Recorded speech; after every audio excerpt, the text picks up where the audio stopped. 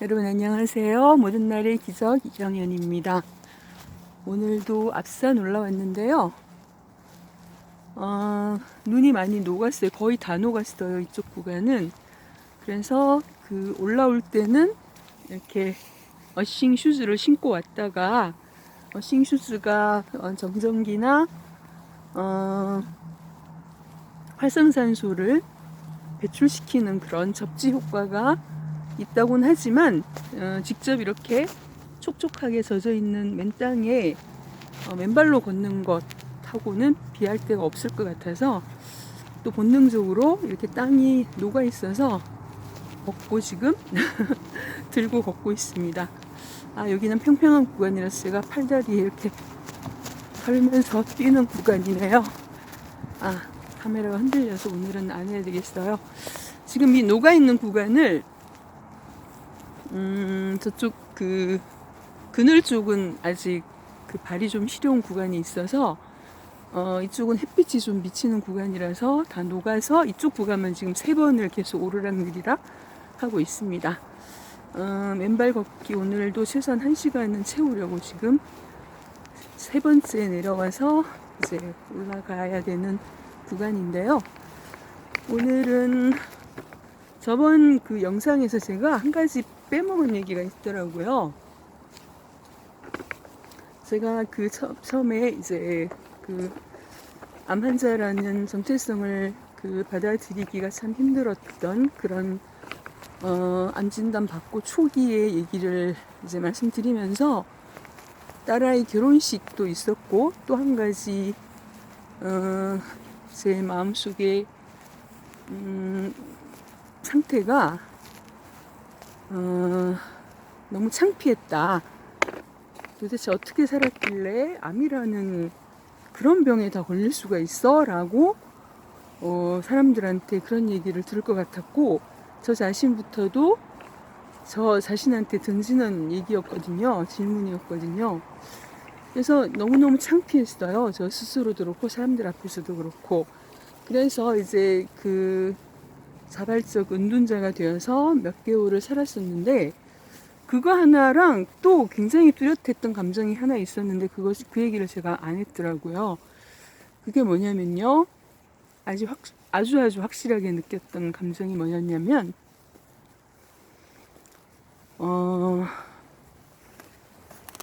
제가 알고 있는 모든 사람들하고 유일하게 다른 한 사람이 되는 거에 대한 두려움이 굉장히 컸어요. 그때 당시만 해도 제가 주변에 제가 직접적으로 알고 있는 사람들 중에 제가 알기로 암 환자가 없었어요. 암이 걸린 사람이 그 사람을 거쳐서 들어가고 그러면 있을 수 있었겠죠. 가족이라든지 형제라든지. 그런데 그때까지만 해도 없었어요. 그래서 제가 교회 가서 이렇게 예배 드리면서 성가대에 앉아서 이렇게 관중석 앉아 계신 많은 분들 또 성가대에서 같이 앉아 있는 사람들 그분들을 이렇게 보면서도 생각하면서도 이렇게 많은 사람 중에 나 혼자만 암 환자구나 그런 이상한 기분 있잖아요. 또 고향 친구부터 대학 친구까지 사회에서 만난 많은 지인들을 다 둘러봐도 그렇게 많은 사람들 중에 암에 걸린 사람은 저밖에 없는 거예요. 그런데 나중에 이제 알고 봤더니 있었어요. 이제 얘기를 안 하신 거였는데 그래서 그 사실이 굉장히 위로가 됐었는데요. 그 느낌이 굉장히 오랫동안 저한테 있었어요. 그래서 제가 오랫동안 또 몇 달 동안 그냥 자발적 은둔자로 살았던 이유 중에 그 이유도 아주 뚜렷하게 제 안에 있었던 감정이라는 거 제가 지난 시간에 얘기를 안 했더라고요.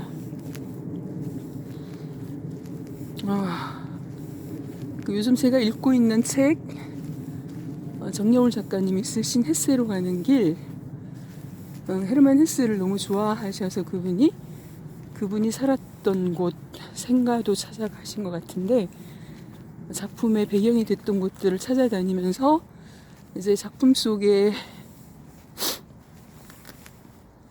주인공들의 심리를 칼 융의 심리 분석학의 이론들을 접목시켜서 이제 풀어가고 그러는 그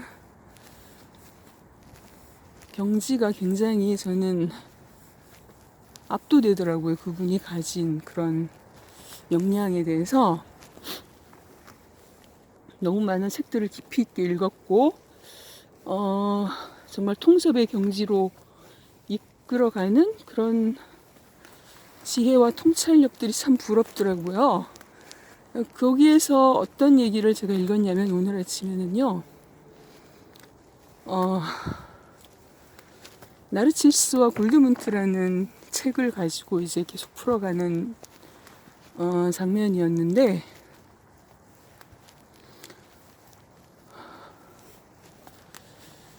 그 나르치스는 굉장히, 저는 그 책 못 읽어봤어요 아직. 그래서 이 책을 통해서 지금 간접적으로 경험을 하고 있는데, 나르치스는 굉장히 이성적인 그런 쪽의 사람이고, 골드문트는 감성적이고 예술적인 성향을 타고난 사람인데, 그 골드문트는 자신이 그런 사람이라는 것을 몰랐어요. 왜냐하면 아버지라는 존재에 의해서 그런 자신의 본성을 억압당했거든요. 어머니의 그런 부드러움과 여성성, 예술성 이런 것들을 아버지가 억압했어요. 엄마가 도망갔다고 하더라고요, 그 책에서. 그래서 그런 어머니에 대한 것들을 그것들이 아들에게서 나타날까봐 아마 아버지가 억압을 했겠죠. 그래서 골드문트는 자신 안에 그런 것들이 들어있는 줄도 모르고 아버지의 강요에 의해서 나르시스랑 같이 이제 그 사제의 길을 걷기 위해서 수도원 같은 데서 이제 만난 거예요. 근데 나르시스는 딱 보자마자 골드문트가 그런 길을 갈 사람이 아니라는 거를 알아챘죠.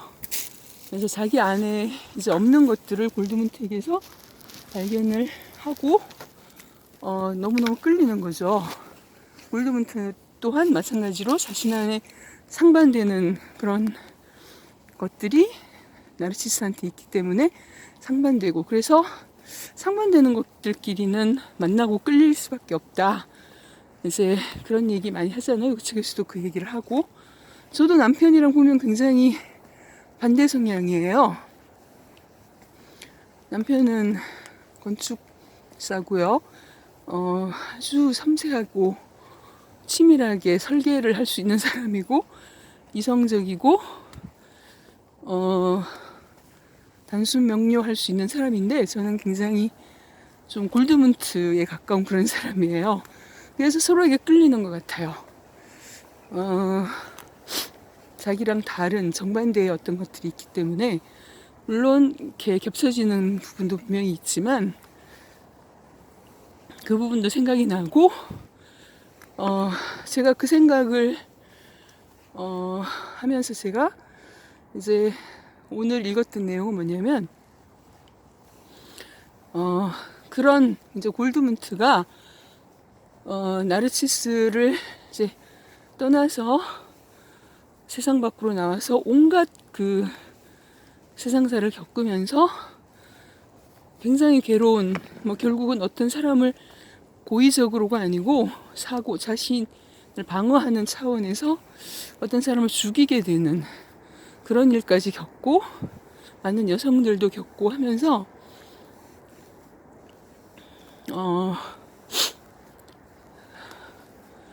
쫓기고 돈 한 푼 없고 끼니를 걱정해야 되는 그런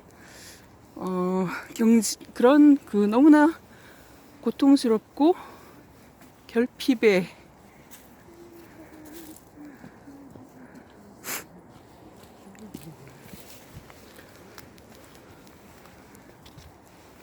말할 수 없는 결핍? 누가 지나가셨어요. 그런 괴로운 온갖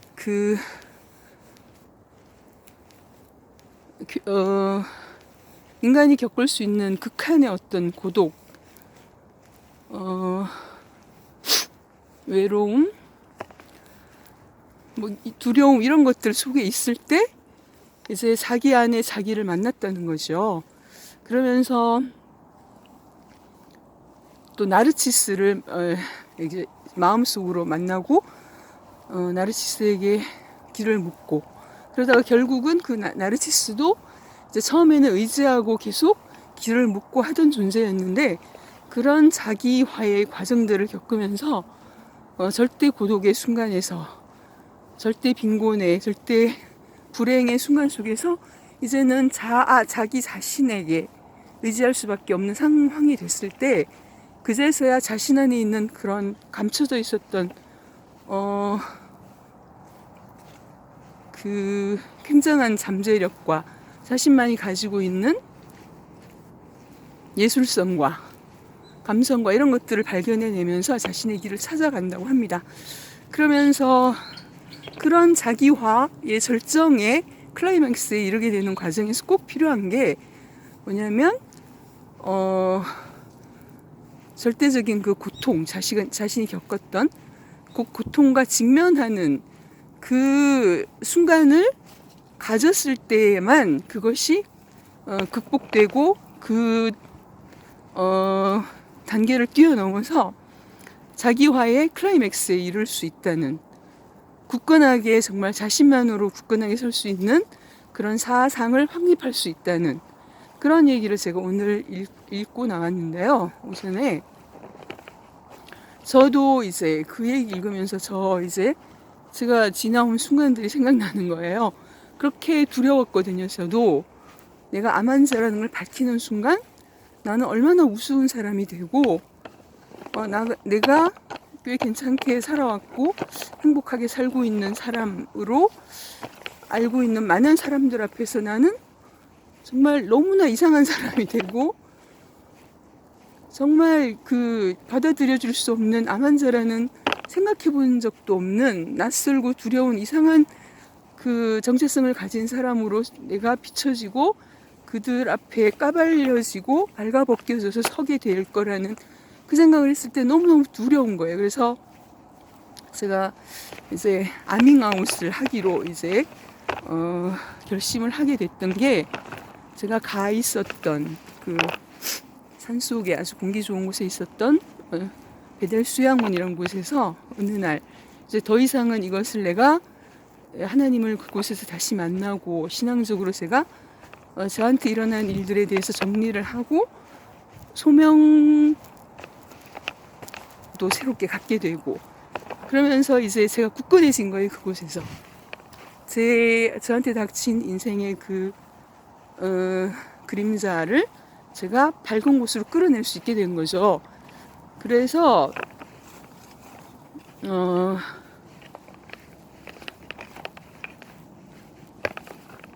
이제는 제가 계속 제가 경험한 그 일을 가지고 저만의 이야기를 풀어갈 수 있는 사람이 됐어요. 그것을 가지고 책을 쓰고 있고요. 다시 말해서 제가 그렇게 두려워했던 그것들이 나의 치명적인 약점일 거라고 생각하고 두려워했던 그것이 이제는 강점이, 저만의 강점, 뭐 남들은 인정할 수 없을 수 있겠죠.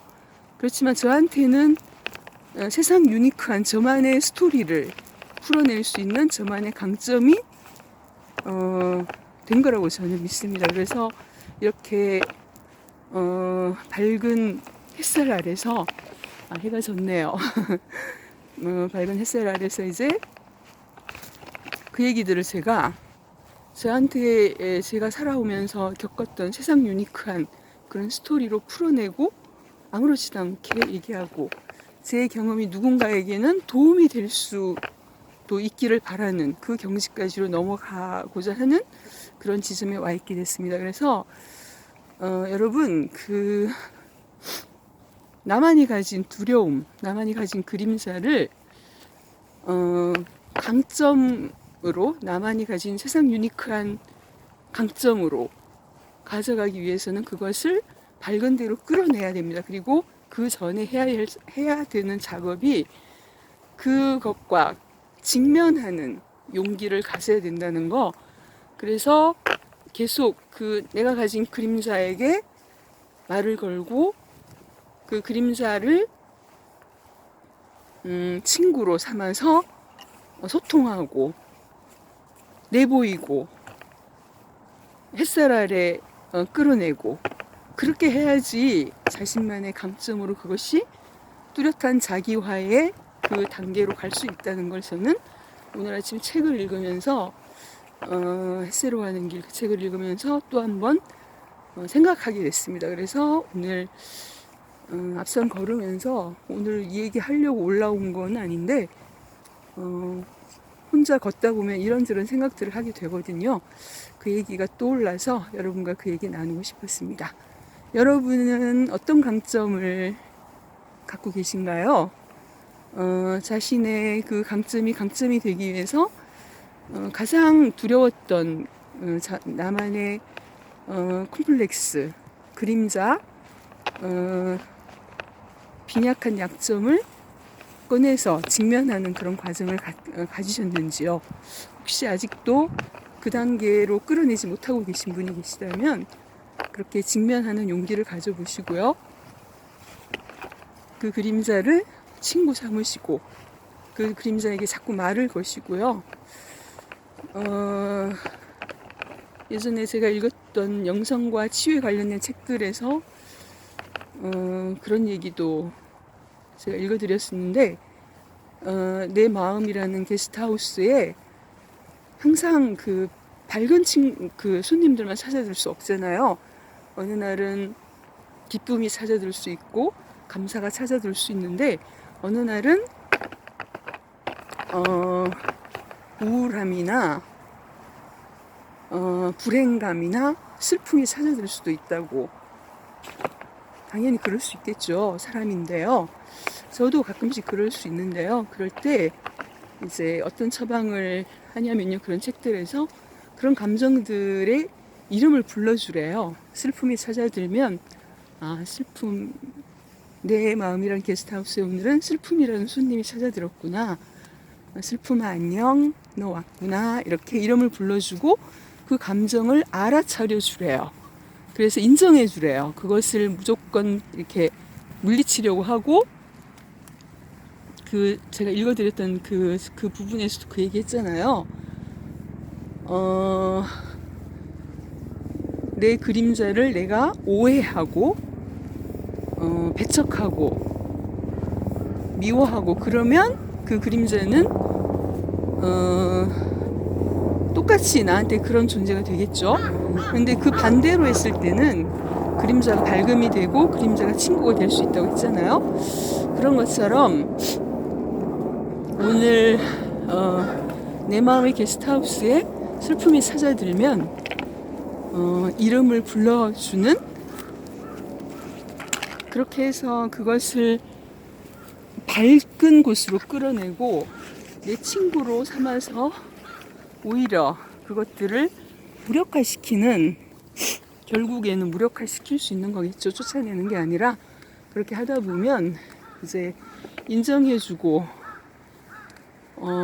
바라봐주고 하다 보면 그것이 세력을 잃는 거죠. 내 마음속에서. 저도 그렇게 하려는 노력을 하게 됩니다. 참 책이라는 이 지혜의 보고를 우리가 누릴 수 있는 건 정말 축복인 것 같아요.